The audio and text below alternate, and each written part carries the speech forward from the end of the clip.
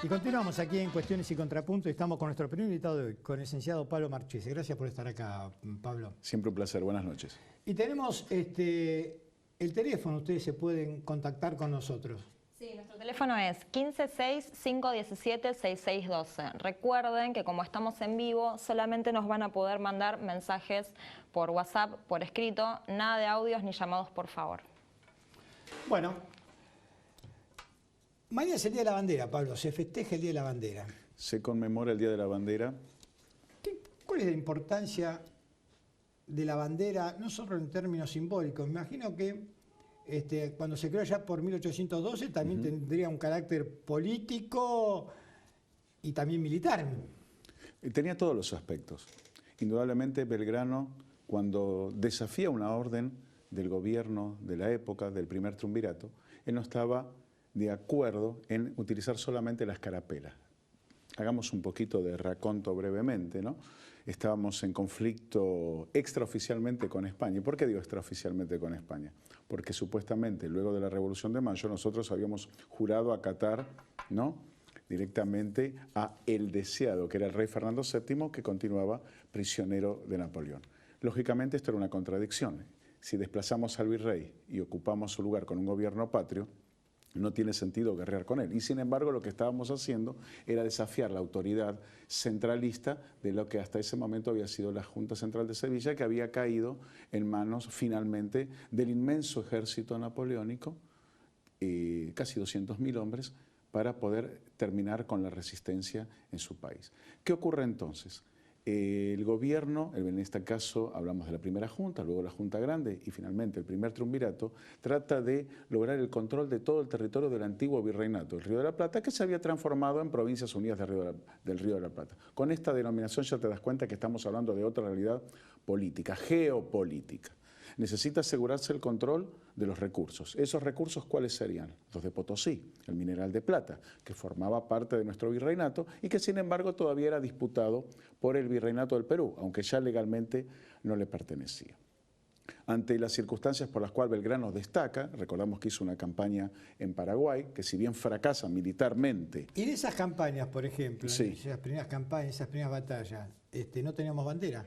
No. ¿Y con qué, digamos, qué estandarte había? ¿Qué es lo que...?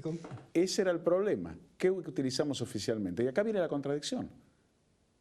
Porque ambos bandos usaban el mismo armamento, tenían el mismo tipo de hombres, eran personas nacidas en nuestro país. Vos fíjate que siempre recordamos que cuando estudiamos, cuando alguna vez fuimos más jóvenes, hablamos de patriotas y realistas. En ningún momento hablas de españoles y de argentinos o de criollos. ¿Por qué? Porque realistas y patriotas eran en su inmensa mayoría americanos, nacidos en esta tierra, con algún componente español, inclusive en los dos bandos.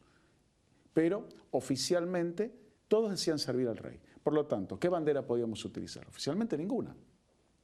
Pero ante la necesidad de distinguir a nuestras tropas de las adversarias, se acepta en ese 18 de febrero de 1812 usar una escarapela. Si me perdonás, más que escarapela era casi una cucarda, porque era inmensa, lógico, una pequeña escarapela no hubiera hecho la distinción.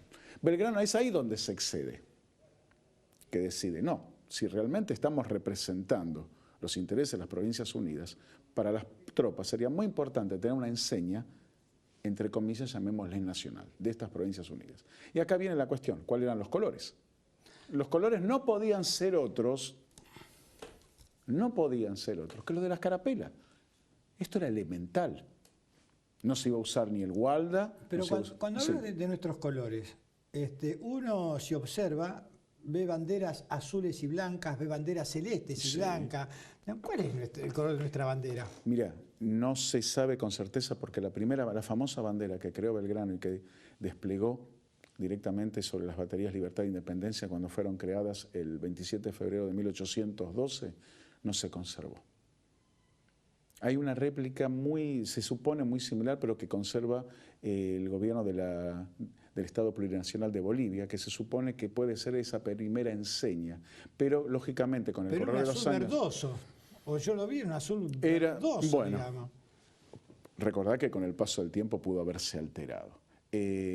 Puede ocurrir. Tampoco sabemos la disposición exactamente, Carlos. No sabemos si era celeste, blanco, celeste, blanco, celeste y blanco, azul más fuerte, menos fuerte. Lo cierto es que hasta inclusive la época posterior de unitarios y federales, vos recordarás que las banderas federales en tiempo de Rosa eran más tirando un azul que a un celeste. Incluso la bandera del Ejército de los Andes también fue un color, digamos, no tan celeste, digamos. Celeste un celeste subido de tono, llamémosle. Por lo tanto, pero tengamos presente un detalle también, no había una estandarización.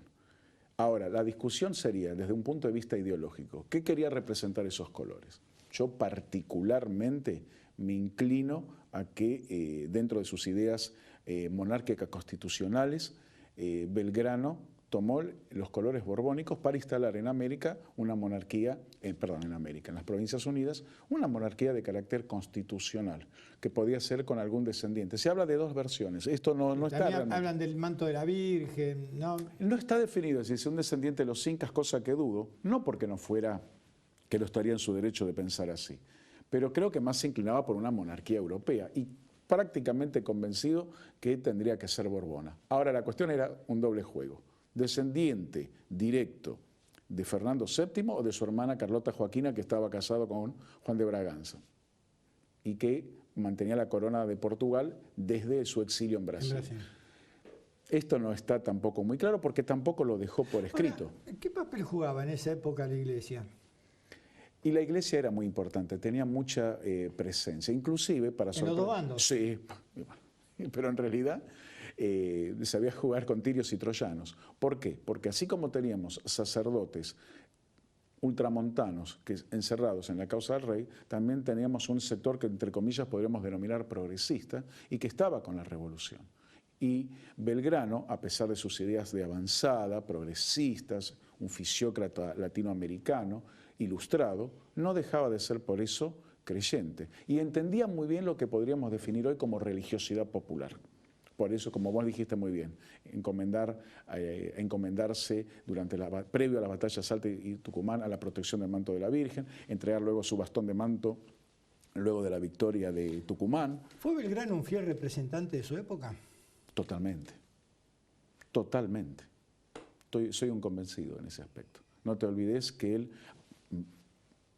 abrevó directamente en la Ilustración en España. Sus padres, que eran comerciantes acomodados, lo pudieron enviar a estudiar a Valladolid, a Salamanca, fue a estudiar a Madrid, y él mismo escribió luego, antes de hacerse cargo del consulado en el Río de la Plata, que más de lo que aprendió de derecho fue más el contacto con otras personas que le imbuyeron de esas ideas que él consideraba tan importantes para el progreso de su tierra. Pero una ilustración, se puede decir, muy elaborada, muy propia de un espíritu amplio y al mismo tiempo rebelde, porque no tenía una visión europeísta, si se quiere, de la ilustración. Era una ilustración a la americana. En esa discusión entre libre cambio y proteccionismo tan siempre vigente, lo sabemos, tan vigente, Belgrano supo en ese corto periodo que fue secretario del consulado congeniar los intereses de los comerciantes monopolistas con las nuevas ideas del libre comercio. Era un hombre de avanzada para la época y sabía congeniar, pero tampoco le tembló la mano, y como quedó demostrado, cuando se tuvo que hacer militar y tener mano firme para tomar decisiones durísimas. Las batallas de Salta y Tucumán son un ejemplo, ¿no? Desobedece al gobierno, se hace firme ante el pedido del pueblo tucumano de enfrentar a los realistas. Luego de las victorias sabe ser generoso con Pío Tristán. Sí, porque a él le dijeron que baje hasta Córdoba. Exactamente. ¿No? La orden era esa. La orden era bajar a Córdoba luego de la derrota que le habían propinado a Castelli y a González Balcarce en el desastre de Huaki, que fue, entre comillas, una traición realista porque no cumplió con el pacto de no agresión de 40 días. Juan Martín Pueyrredón apenas juntó 800 hombres sobre 6.000. Fue una desbandada tremenda. Huaki está muy subliminalizada en la historia, como una pequeña... No, fue una derrota tremenda, quedaron apenas 800 hombres. Belgrano, cuando llegó, se hizo cargo de esos restos de un ejército, lo remontó al doble, les dio ánimo, los reentrenó 8 meses, bueno, no lo ayudó el gobierno. Si no hubiese tenido mano dura, no se hubiese producido el éxodo jujeño. Es porque eso fue sí o sí también. Y lo escribió y fue claro, que generó odio en la gente. Él no trató de reescribir la historia, que eso es importante. Él se hizo cargo. Ahora, ¿por qué un hombre que venía de una familia acomodada termina en la pobreza? Es muy sencillo. Era gente que tenía principios ideales. No se dedicaban a la política por cuestiones, si querés, partidistas o para estar en una mejor posición o por poder exclusivamente. Eran hombres que se manejaban con otros códigos. Y creo que haría falta hombres de esa, o mujeres, de esa categoría moral. Todos sabemos que murió en la pobreza porque así lo decidió, y un gobierno malagradecido, que sabés que le adeudaban los sueldos de hacía 6 años, y la famosa construcción de las 4 escuelas con 40.000 pesos fuertes de la época que nunca se produjo. Recién en 2005 creo que lo concretó el presidente Kirchner, que mandó construir las 4 escuelas que no se habían hecho 200 años antes. Entonces, imagínate que hubiese tenido muchísimo más dinero. San Martín sabemos también que lo que cobraba era una miseria y donaba la mitad. Eran otros hombres, eran otros tiempos, y particularmente siempre digo lo mismo. Les cabe el título de prócer. Por último, profesor, nosotros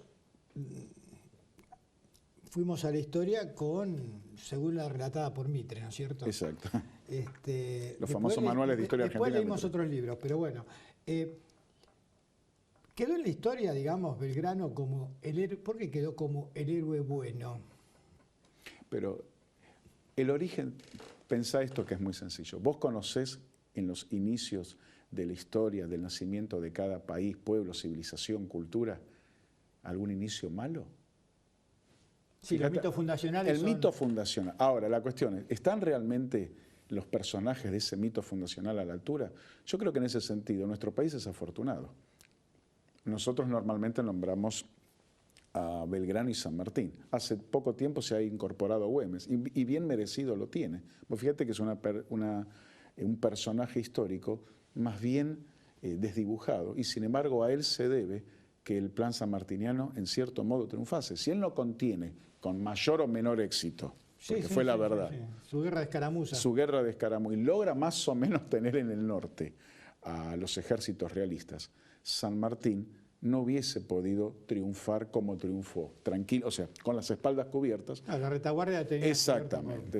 Entonces creo que son personajes que bien merecen el título, insisto, Carlos de Próceres. Bueno, y mañana a recordar y a festejar el Día de la Bandera, entonces. A rememorar, exacto. Gracias por venir. Siempre un placer. Buenas noches. Nos vamos un corte y al regreso estamos con nuestro segundo invitado de hoy, con el diputado del Frente de Izquierda, Guillermo Can.